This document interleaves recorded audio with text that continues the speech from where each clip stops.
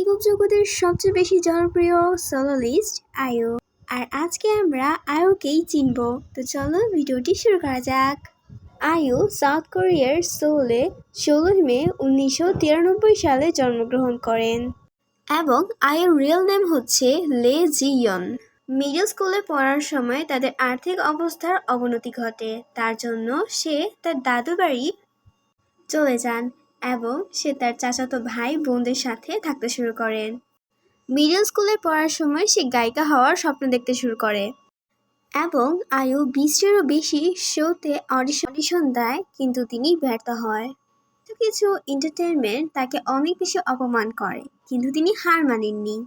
এরপর তিনি প্রায় অনেক বছর প্রশিক্ষণ নেয়।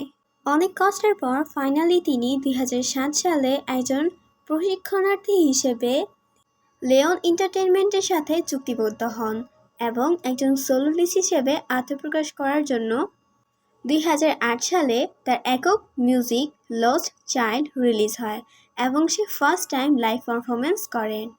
এই মিউজিকটির মাধ্যমে 8 সেপ্টেম্বর 2008-এ তিনি একজন প্রফেশনাল সিঙ্গার হিসেবে আত্মপ্রকাশ করেন এবং তিনি যে শুধুমাত্র একজন আইডল সেটা বললেও কিন্তু ভুল হবে।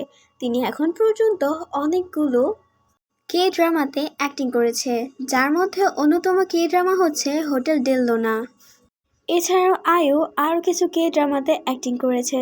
আইয়ুর অনেক বড় একটা ফ্যান্ডম আছে, যে ফ্যান্ডমের নাম হচ্ছে ইউএনা, যার অর্থ হচ্ছে ইউ লাভ মি। এটা হচ্ছে আইয়ুর অফিসিয়াল লাইস্টিক আর অফিসিয়াল লোগো। ইউটিউবে সবচেয়ে বেশি ভিউজ প্রাপ্ত এবং তার সবচেয়ে বেশি পপুলার সং হচ্ছে লাভ উইন্স ওয়াল, যেই মিউজিক ভিডিওটাতে আইয়ুর সাথে ভিকেও দেখা গিয়েছে। এখন পর্যন্ত আইয়ুর অ্যালবাম সংখ্যা হচ্ছে 11টি। আইয়ুর অফিসিয়াল ইউটিউব, টিকটক এবং ইনস্টাগ্রাম অ্যাকাউন্ট রয়েছে। ইউটিউবে আইয়ুর সাবস্ক্রাইব সংখ্যা 9.87 মিলিয়ন। এই ছিল আজকের ভিডিও, আশা করি আপনাদের কাছে ভালো লেগেছে। তুমি যদি আইয়ুর ফ্যান হয়ে থাকো তাহলে কমেন্ট বক্সে বলে দিতে ভুলো না, আর তোমার ফেভারিট সং কি সেটা বলে যেতে ভুলো না। Thank you for watching everyone. আল্লাহ হাফেজ।